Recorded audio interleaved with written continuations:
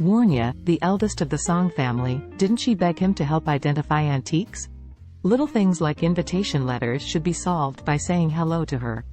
Thinking of this, Charlie said indifferently, "Some of the friends I know happen to be from this Orr's Hill family. It shouldn't be difficult to get 2 invitation letters." Jacob didn't believe it, and shook his head and said, "Forget it, what kind of decent friends can you know? I think it's just some friends of friends. How can they be able to contact the Song family?" Charlie didn't say a word, and went straight downstairs, got through to Warnya's phone, and said, "Miss Song, can you help me get 2 invitation letters for the Treasure Pavilion auction?" Warnya said directly, "Mr. Charlie, are 2 enough? If there are not enough, I will give you a few more." Charlie took a look at the invitation letter, and said, "Enough, but I will participate with the old master." Jacob is a literary fan. Claire and his mother-in-law are not interested at all. Even if they let them go, it would be a waste of time. Charlie knew the virtues of his father-in-law after the last Antique Street incident. He had to follow him and monitor him because he is afraid that his head would be dizzy and he would be pitted so that he had no pants left. By the way, he also wanted to go over and see if there were any rare elixir or treasures at the auction. Speaking of treasures, Charlie couldn't help but think of the stone that said, "Peace and Prosperity." After saving Elsa, the stone disappeared. He estimated that it was lost in the process of saving her. Afterward, he went back to search for it via the route of the day but did not find it. Fortunately, the aura of that stone has been absorbed by him, otherwise, he would really regret it. Since Jumbo Pavilion auctions are all precious treasures in the world, maybe he can gain something. Until Claire came home from getting off work, Jacob still looked listless and couldn't even lift his energy after dinner. Charlie knew that he was sulking because of the auction invitation. At this time, Warnya just called and said, "Mr. Charlie, I'm sorry, I'm working in Haicheng this afternoon, and I'm downstairs at your house now, so I will hand you the invitation letter." Charlie hurriedly said, "I'll come down and get it." After speaking, he hurried out. Warnya sat downstairs in her Rolls-Royce, saw Charlie come out, got out of the car, and handed him 2 invitation letters.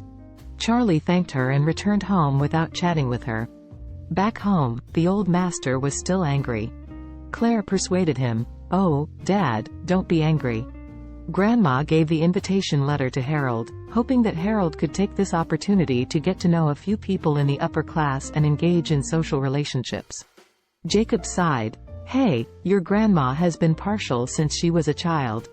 She didn't wait to see me, she loved your uncle and Harold. It's still like this until now. It's really annoying for me." Claire nodded helplessly. She also knew that Grandma was eccentric.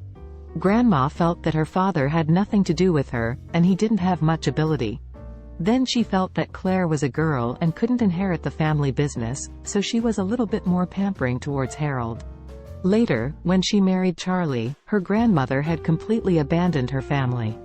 At this time, Charlie walked to the front and handed 2 golden invitation letters to the old master, and said, "Dad, I have the invitation letter you want." "What?" Jacob jumped up like a spring on his butt. He snatched the invitation letter in Charlie's hand, and hurriedly opened it and glanced at it. He was so excited that he couldn't speak. Claire next to him was also particularly surprised. She took the invitation letter in her father's hand and looked at it. It turned out to be an invitation letter from Jumbo Pavilion. "Great! Charlie, you are really my good son-in-law." Jacob flushed with excitement and even said nothing. He stretched out his hand and patted Charlie's shoulder. "My daughter married you, she really married the right person. Hey, just an invitation letter. It makes you so happy that your mind is not clear." Elaine cursed badly. Jacob clutched the invitation letter tightly and said to Elaine dissatisfiedly, "What do you know? This is an invitation letter from Jumbo Pavilion." After speaking, he smiled and said to Charlie, "Sit down and eat." Then he greeted Claire. "Go, get the bottle of seal wine in my room, and I will have a couple of glasses with my good son-in-law tonight." Elaine looked at Jacob's happiness and gave Charlie a look of anger, no longer speaking. Claire was also very happy, but she had some doubts. After taking out the medicinal liquor, she sat down beside Charlie and bumped her elbow. "Where did you get this invitation letter?" She also inquired about the company in the afternoon and wanted to get an invitation letter for her dad, but when she asked, she realized that the invitation letter from Jumbo Pavilion was limited to every family.